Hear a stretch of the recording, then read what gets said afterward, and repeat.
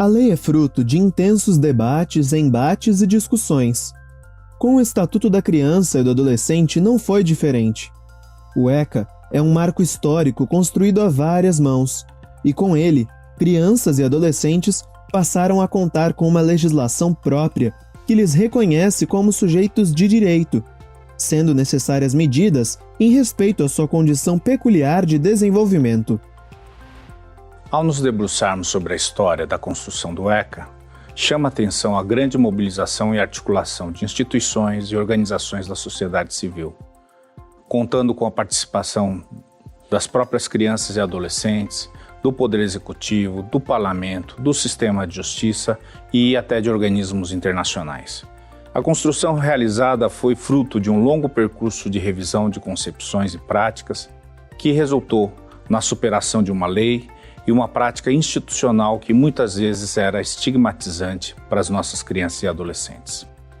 No final dos anos 70, um amplo movimento começou a unir esforços para garantir os direitos de crianças e adolescentes no Brasil. Chegamos no início dos anos 80 com uma sede de sair do silenciamento e da opressão, uma sede de denúncia, de ação, né? Então, essa história ela é muito importante, ela precisa ser contada para que nós não esmoreçamos nesse momento desafiador que vivemos no presente. Assim, no período da democratização, os meninos e meninas de rua surgem como a figura emblemática da situação da infância no país. Também nesse contexto surgem críticas ao termo menor, entendido como discriminatório e estigmatizante, e aumentam as pressões internacionais para o país rever sua política. Surgem nesse contexto os projetos alternativos. O Estatuto da Criança e do Adolescente só foi possível por uma sinergia histórica em que se congregaram no momento certo os longos períodos, a história dos direitos da criança, um século de história de defesa dos direitos da criança em âmbito internacional. A convocação da Assembleia Nacional Constituinte configurou uma grande oportunidade para a reivindicação das demandas da sociedade e para inserir os direitos de crianças e adolescentes na nova Constituição, se iniciou um amplo processo de sensibilização e mobilização. Com o apoio e a pressão dos movimentos, com a expressiva maioria de 435 votos a favor e 8 contra, foi introduzido o artigo 227 na Constituição de 1988, base normativa para o ECA.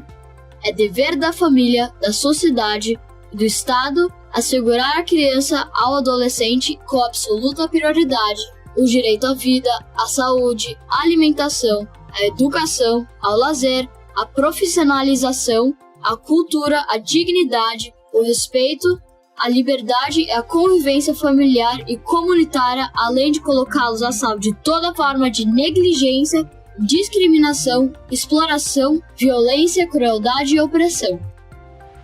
Conquistada a vitória na Constituição, faltava elaborar a lei que revogasse o antigo Código de Menores, e as próprias crianças e adolescentes foram incluídos nesse processo. Eu era educador em São Leopoldo, no Rio Grande do Sul, e nós fazíamos oficinas, atividades, encontros, eventos com crianças e adolescentes, especialmente com meninos e meninas de rua, e discutíamos com eles as propostas, as sugestões que eles tinham para a nova lei. Nós sistematizávamos essas propostas e apresentávamos ao grupo de redação que as analisava e as incorporava ou não à proposta que ia ser apresentada ao Congresso Nacional. O Estatuto da Criança e do Adolescente é uma lei que tem legitimidade porque é oriunda de sugestões de toda a sociedade civil organizada.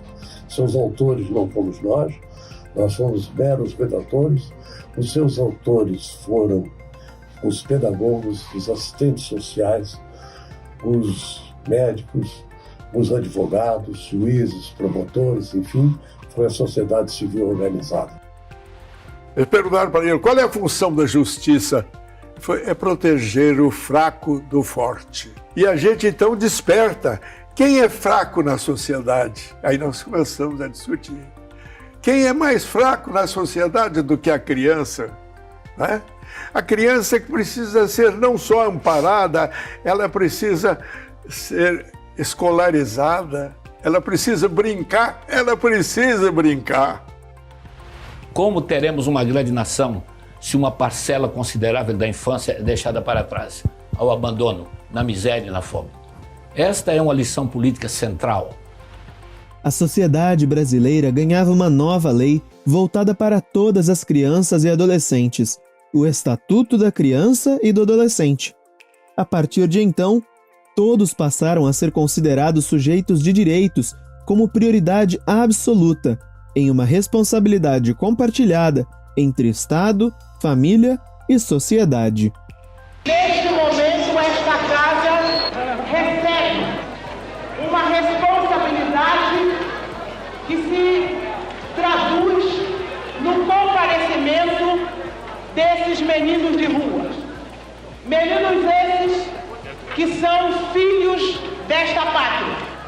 Câmara dos Deputados e Senado, assuma a proposta para que a lei faça justiça a esses que simbolicamente hoje estão aqui sentados e que poderão no futuro ocuparem como deputados e senadores essas cadeiras e dirigirem as suas vidas. É uma lei que tem a preocupação desde quando o bebê está no ventre da mãe, todas as políticas preventivas que são necessárias, o suporte à família para que dê a educação, o limite, a formação aos seus filhos, até aquele que não teve essa oportunidade, que houve omissão da família, da sociedade e do Estado, que são os que estão acometidos nas medidas socioeducativas. Aproveito a oportunidade para propor, em comemoração aos 30 anos do Estatuto da Criança e do Adolescente, um movimento nacional, capitaneado pelo CNJ, no sentido de cumprimento do comando constitucional que determina prioridade absoluta para a infância e a juventude, e que significa, na sua essência, preferência na formulação e na execução de políticas públicas, assim como destinação privilegiada de recursos.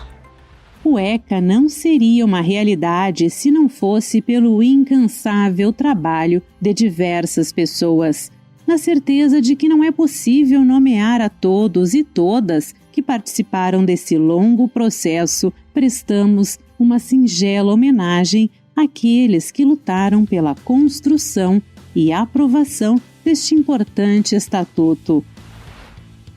Então essa reconexão com a história do meu povo, com a história da minha família, com a história de onde que eu venho e o que nós almejamos, isso, para mim, no meio da construção do ECA, é o que eu trago e é o que eu levo para a minha vida, é o que eu levo para meus filhos, é o que eu levo quando eu estou no trabalho, fazendo um trabalho de educação, é o que eu levo quando eu dou um abraço na minha comunidade, quando eu encontro com o povo da rua ou quando eu estou debatendo com as autoridades. Então isso, para mim, esse é o patrimônio que eu tenho maior. Eu só tenho a agradecer a esse processo que forjou, não eu sozinho, mas vários meninos e meninas pelo Brasil inteiro. Não é justo que as pessoas chamem a gente de futuro, desprezem a gente no presente. É isso que nós queremos. Não interessa a gente o futuro, interessa o presente. Então é isso. Não basta ficar no papel. Queremos justiça.